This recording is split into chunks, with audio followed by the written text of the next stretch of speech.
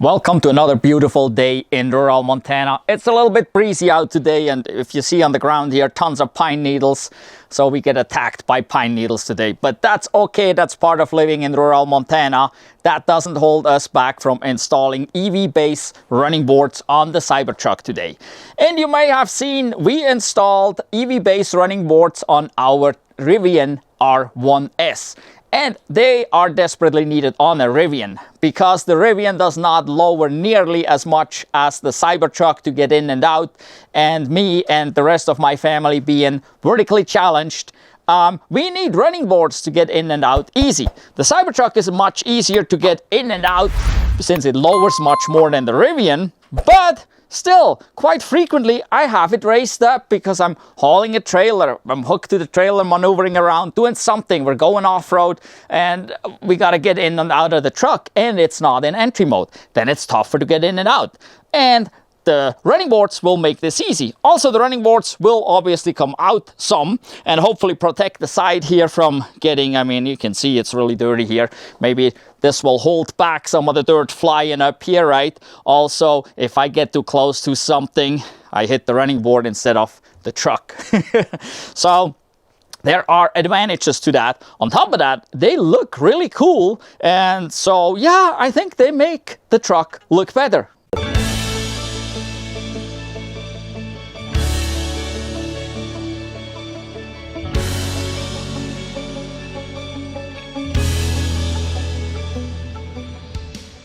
These here are all the parts that come with the running boards. Obviously, we have the two running boards. They're both the same, left and right.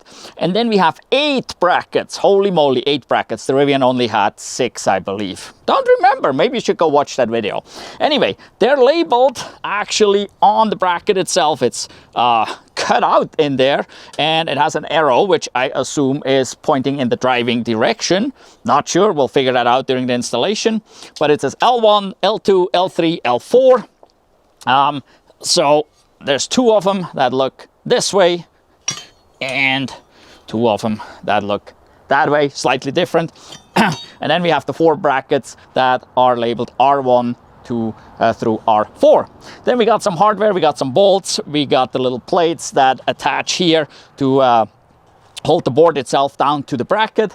And then we have additional bolts, I believe, that are used to attach the brackets to the vehicle. And as far as I know, there is nothing really that has to be removed on the Cybertruck, unlike on the Rivian where we had to remove some stuff. Here, well, we have to remove a couple bolts. That's about it, because the brackets go under those bolts. But so, yeah, we'll get started, and I'm just going to show you one side. You don't need to see both sides, right? So I'm going to show you the installation on the driver's side, and then you obviously do the same thing on the passenger side. So no big deal. But yeah, you get everything with it. Again, also, this is black, like a powder coat, and that actually matches kind of this stuff here, the black on the outside, the black in the bed. It feels like that black coating in the bed of the Cybertruck, so it is a great match overall with this matte black here.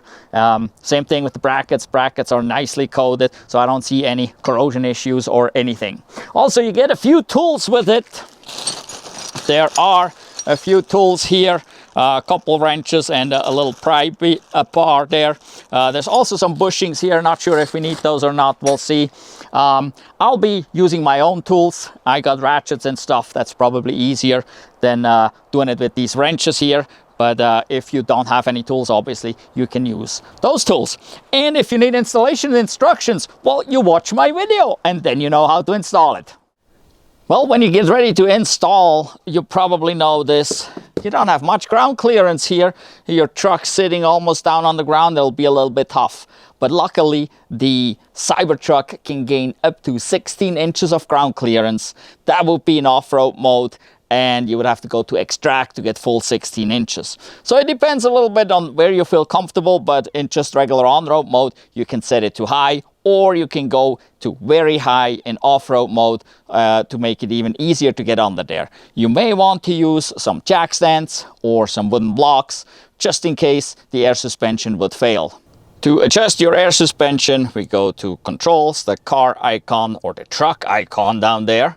And then we have the ride height right here, and you could bring it up to high. And if that is enough height for you, you just leave it at that. If you want even more, you would have to go to Dynamics, go to Off-Road, Confirm, and then we gotta launch the Off-Road app. So it's a few steps, and then down here on the bottom is ride height, and you could go to very high right there.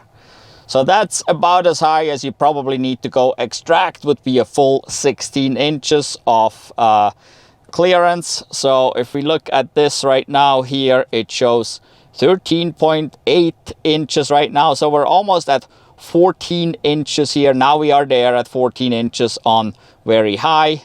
So that's probably enough, but you can go higher if you want to. But as I said, if you feel uncomfortable with working under this with the air suspension, use some wooden blocks, jack stands, something just in case the air suspension fails. That is totally up to you. I would recommend you do that. Unfortunately, I'm feeling comfortable just to do it like this. We're not going to get very far under there, but don't do as I do as I say, and use jack stands. And now you can see we got quite some clearance here. This is plenty. And that even fits my belly. So, well, I don't even have to go that far under there. And this install is relatively easy. You will have to remove 4 bolts, and you may want to keep those 4 bolts just in case you want to take the running boards off again at some point, but you're going to replace them with longer bolts that come with the hardware kit, and then you will be adding 4 bolts that are also in the hardware kit. So there's 2 bolts per bracket that you will be installing. There's no panels or anything to remove, so it's really super easy. So another thing you might want to consider is some cardboard or something else, a floor mat or whatever to work under here. If you're on a smooth garage floor, that's not such a big deal. I'm on gravel, so I'm using some cardboard. You could probably even use the cardboard that all this stuff was in, that big box. But so anyway, we gotta install the 4 brackets first, and they're labeled for left and right side. And so we are on the left side now, driver side. This is looking at driving direction. Then there is arrows on here, and initially I thought that's probably pointing in driving direction, but I was wrong. So bracket L1 here, and L2 that I have here, they have an arrow going one direction, and the brackets on these are going in one direction. Then L3 and L4 have a double arrow pointing in both directions, and the brackets are going in both directions. So the arrows on there have nothing to do with the driving direction. That has to do with the brackets when they're welded on, I guess. So someone needed to know which direction those brackets are facing or something. I don't know. But for installation, those arrows on the brackets don't mean anything really. So, obviously the brackets go on like this, going up. The running board will be sitting on here. And interestingly, I would have thought 1 is in the front, 2, 3, 4 going towards the back. It's just the opposite. 1 is in the back, 2, 3, 4 going forward. So don't know why, but that's how that is. And so the 4 spacers, or well, there used to be 8 spacers. There are 8 spacers in your kit. So there's 4 of these that are needed on each side, because right now one of the screws or bolts is up in there, and we need the spacer. And then we use a longer bolt to replace that bolt that we're removing. There we go. So we're gonna use the long bolt here. And all bolts get a lock washer and a flat washer before they are installed. Me, I also like to use a thread locker like Blue Loctite and put that on all the bolts that I'm installing here, just because, okay? Just to be safe. This is cheap insurance. There's no torque given. All these bolts are like these little ones. They're head size 10 millimeter.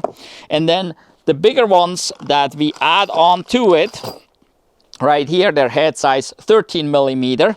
And the nuts that we eventually use with those brackets here to attach the running board to these brackets here, those are also 13 millimeters. So all you need is basically a 10 millimeter and a 13 millimeter. So now to remove all this, well, there's only 4 of them that I need to remove. I'm using a 12 volt electric impact. And I'm pointing out 12 volt because I also will be using this to tighten up the bolt slightly before I then finish by hand with the ratchet. If you have an 18, 20 or 24 volt impact to remove, no problem. But if you're putting it back on with a 18, 20 or 24 volt impact, you're probably going to strip those out, okay? Don't do that. This little 12 volt and we're not going full blast is usually no problem. Best is do it by hand.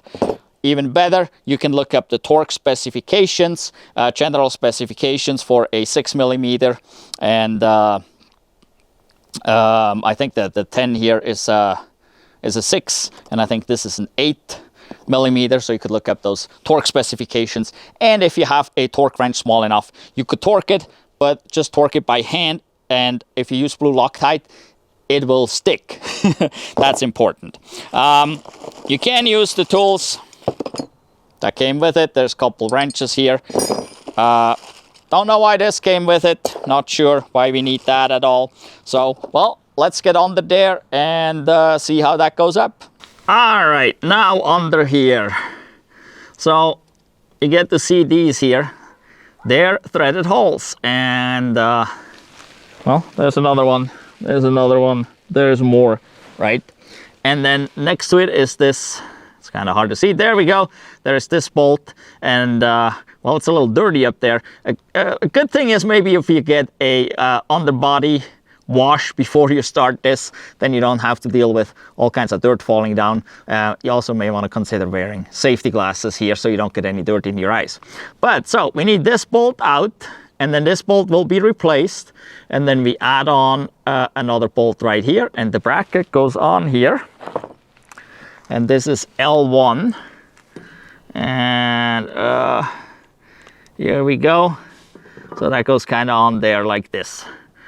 All right, so let's get this bolt out and get that up there.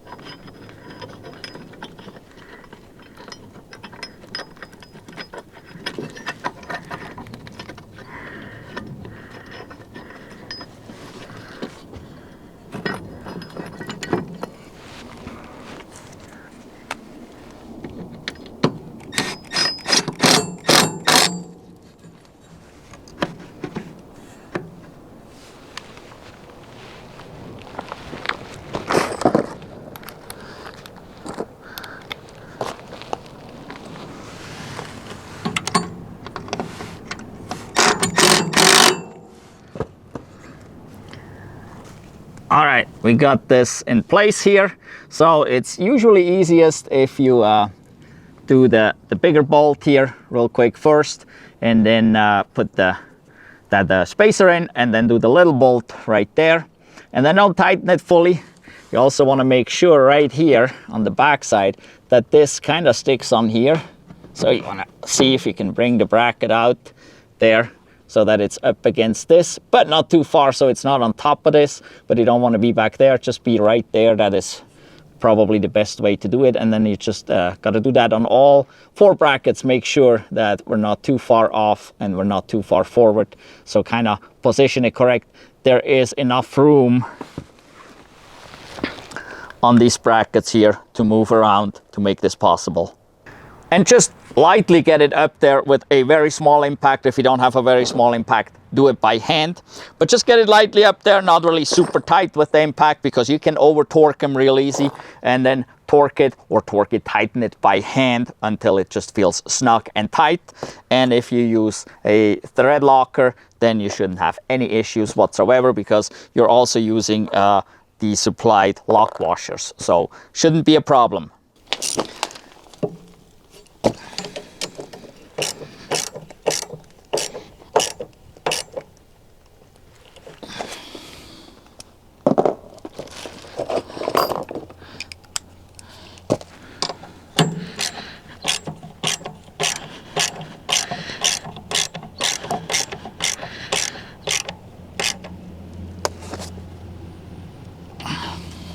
All right, that was bracket number 1. The other 3 basically go the same way. You grab an L2 and it goes right onto the next spot, same way. Bracket, both of these bolts are going towards the back. Pay attention to this and you're good. And a little further forward. So then here further forward, we got this bolt there and the other one there. They're a little ways apart. That's why this bracket here is different. So we got one facing backwards and one facing forward. So that's how this goes on there. Just comes up like this. Same deal. You got to put the spacer in here and put the new bolt in there. And then we got one further forward. So let's get those up there.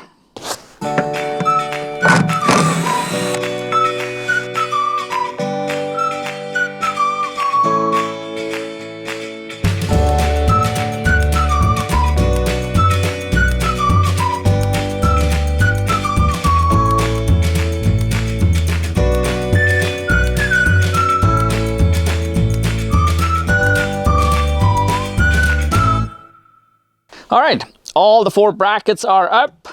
And like I said, look under there how you position them, that back part of it sits perfect. And I try to pull them out basically as far forward as I can, which you have to anyway, so that this is positioned right. And they don't have to be perfectly straight either direction. It doesn't really matter. There's enough room here, these slots here, with these brackets or these clamps that then slide inside the running board. So also here on these clamps, I'm going to put a little bit of Loctite on all of those. You have obviously 4 of them that you will use to clamp down the running board onto the brackets. So this install is pretty easy. It still takes a little bit of time. I have read a review where a guy said, oh, that's the easiest install ever, 15 minutes each side. Well, yeah, 30 minutes, that is possible if everything goes super smooth. But that's just the install.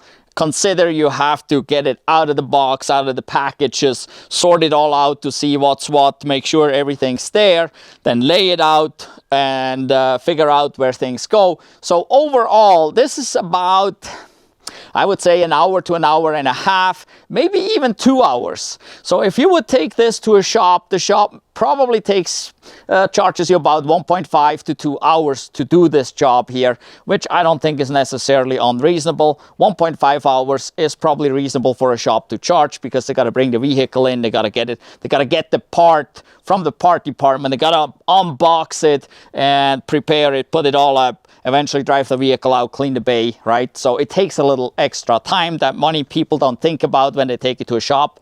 So I would say 1.5 hours is definitely reasonable for an install at a shop.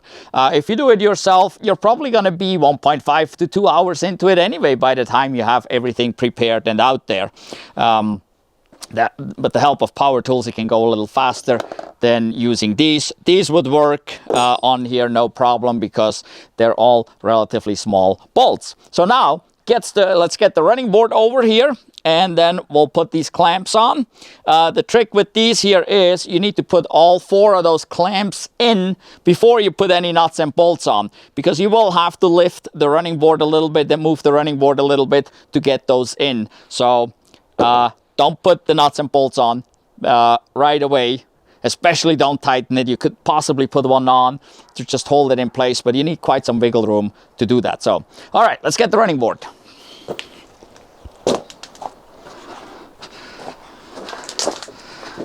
So here, this is the running board, and I need one of those clamps. All right, there. Okay, these clamps, let me see that I can get this a little closer. They go in here like this. Okay, so this is kind of how you got to get them in, like this.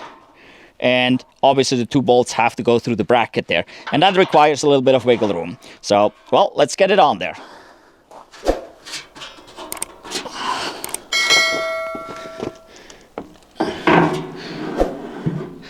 You can just set it down on there, and then we can get under.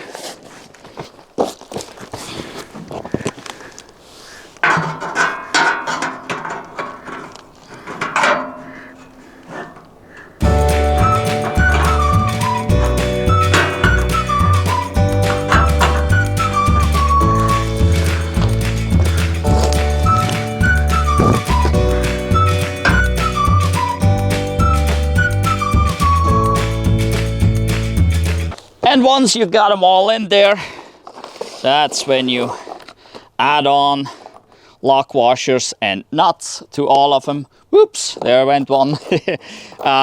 But don't tighten it yet, just add them on, and then we have to adjust the board.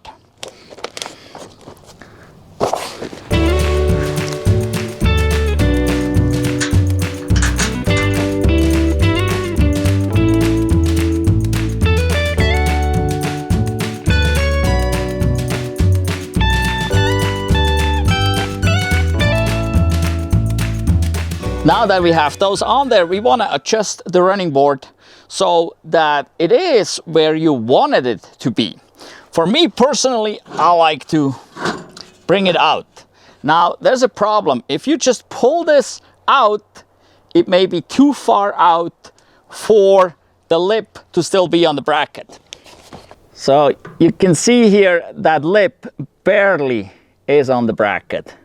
We want to be more like this, okay? We don't want to be this far out. So if you pull the running board all the way out, this here is not going to catch enough. You want to be in like this.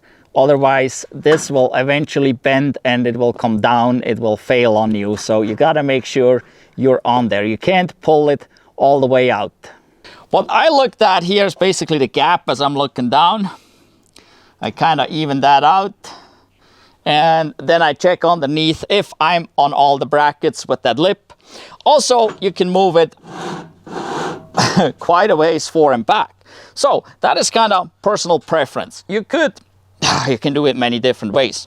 So you could like space it like right here, that gap, and this gap to be the same. So what I'd like to do is actually I bring it back a little bit to, let's see, I'll show you this here. So I got the door gap right here, and the front of the running board is just lining up with the door gap. I like that about there. And then looking from the top down, you can see this gap. You can kind of line that up the way you want it to, make it even front to back. Right, there we go. Okay, and so we got a little gap back here, a little less here. That's just about 4 finger, while up front here I got more. But that is fine, because as I open this door, I'm gonna step somewhere in this area. I don't need that up there. On the other hand, back here, as we are opening this door, I'm gonna step back here, not here in the front. So that's why I'd like it maybe a slight bit further back. But that is up to you how you wanna do this. Another thing you wanna do is look at it from the front. So you wanna make sure it looks about right. And you can see, you can make this stick out a little bit more than basically the wheels are, or you can push it all the way in if you want to, but that leaves you less surface here to step on. So That's why I'd like it out basically a little bit farther. So yeah, this doesn't look too bad. As you look from the front and the back, things will change a little. That's just in the vision. But then, like I said, follow this gap, make sure you're about right there. And once you got this adjusted, then we'll go under and tighten it. Well, I have it adjusted the way I like it. And well, you want to match it to the other side, right? You want to have both sides probably the same. And then we gotta tighten it. And to do this initial tightening, we'll use the impact here to make this a little quicker. But then hand tighten, just suck it up real quick without actually using the impact part.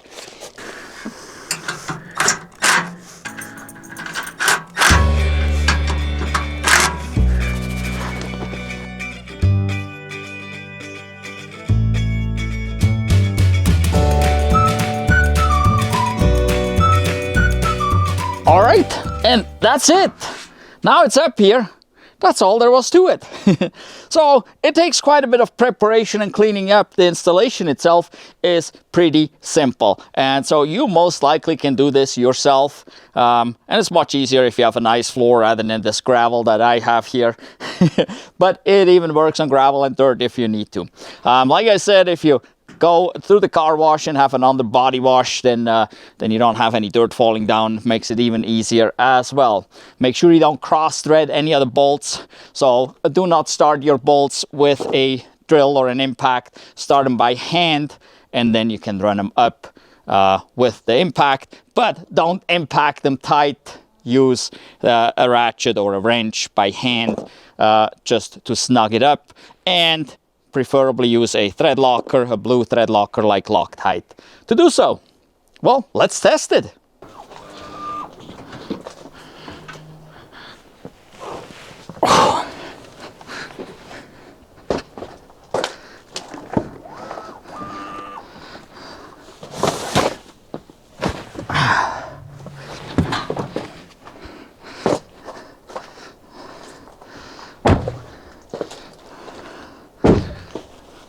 Works wonderful. And we're still ways up there, right? We haven't lowered it yet. And I just get in and out real easy. And then bring it back down to entry mode. Look how low. It looks like a lowrider. This is pretty cool, you know? But I mean, it's extra easy to get in now. It's like, whoa. Woohoo! Look at this. So no hands needed. So for a shorty like me, 5'5", super easy. I mean, this is just really cool, and it is strong and sturdy. And well, we have one on the other side too. And us as shorties will definitely like it. So now this is entry mode. But whenever the truck sits higher, it still be super easy. So now I set it to high. And it's coming up, the compressor is still going. I've been playing with the air too much. But you can see it comes up, it looks really good. I mean, that's pretty cool. And heck, getting in, no problem. Getting out, no problem. So yeah, these EV-based running boards, they're top notch. We have them on the Rivian as well. The Rivian has a little bit different design than these here, which they still look the same basically with the black. And this here really looks great on this truck, matching all the black all along the bottom with the black rims. I mean, I give this 2 thumbs up. So I can only highly recommend those EV-based running boards. And if you want some, well, there's a link down below in the description.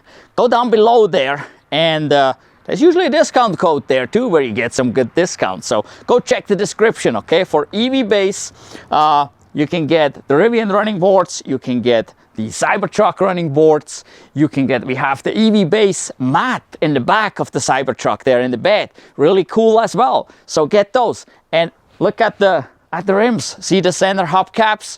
Hey, from EVBASE. Where else? I mean, EVBASE is a great place to get your Tesla accessories, to get your Rivian accessories, and other EV accessories for other EVs as well.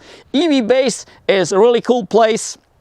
So go down below in the description. There are the links to the Rivian boards. There's other links for EVBASE there. Just click on them, check out, grab the discount code, get some discount while you're shopping at EVBASE, and you're helping out the channel as well. Well, I hope you enjoyed this video. If you're new to the channel and have not watched any of our other videos, we have lots of electric vehicle videos. With the Cybertruck, with the 2018 Tesla Model 3, with the 2013 Tesla Model S rear-wheel drive, with 200-some thousand miles on it now. We have Chevy Bolt videos, Chevy Bolt EUV videos. I don't know, we got so many videos. We have lots of wintertime driving, winter videos with electric vehicles. We have lots of travel, long distance travel, like we drove 1,000 miles in one day from here to Las Vegas. And you should go check it out so you get an idea of EV travel. Is that something you can actually do these days or not? Well, go watch our videos and you will find out how easy or how difficult it is and what you need to know to do such travel, so you're not having range anxiety for 1,000 miles, right? So go check out all those videos. We also have reviews of other accessories. We just installed a rear screen in our Model 3. We do some chargers, we do this and that. So go check all those things out. We have DIY videos. We swapped out the battery pack on the 2013 Model S. We swapped out the rear drive unit on the 2013 Model S. We do like cabin air cleaner stuff, windshield wipers. There's just not much maintenance, right? So you can't show very much. Rotating wheels, all kinds of things. So go check our videos out. There's tons of information there. So you can, if you're new to EVs, you can learn a whole bunch of stuff. And we got some cool videos with the Cybertruck now too. And we done some videos with the Rivian, with the Cybertruck and Rivian. We're towing, so a whole bunch of stuff. So make sure to give us a thumbs up for this video and every video that you watch from us. Give us a thumbs up, please. Make sure you are subscribed to the channel. Hit the notification bell so you don't miss out on any of our future videos. There will be lots more coming as we just got this and we just got the Rivian, so there will be lots more about it. We just had our Model 3 for 6 years now, 100,000 miles. We're going to get a review on that so you can see how the longevity is on a Model 3. Oops, there it happened. The microphone battery died. Well, important what I said is make sure to give us a like for this and every other video from our channel that you watch. Make sure you are subscribed and hit the notification bell so you don't miss out on any of our future videos. In any event, thank you for watching. Goodbye.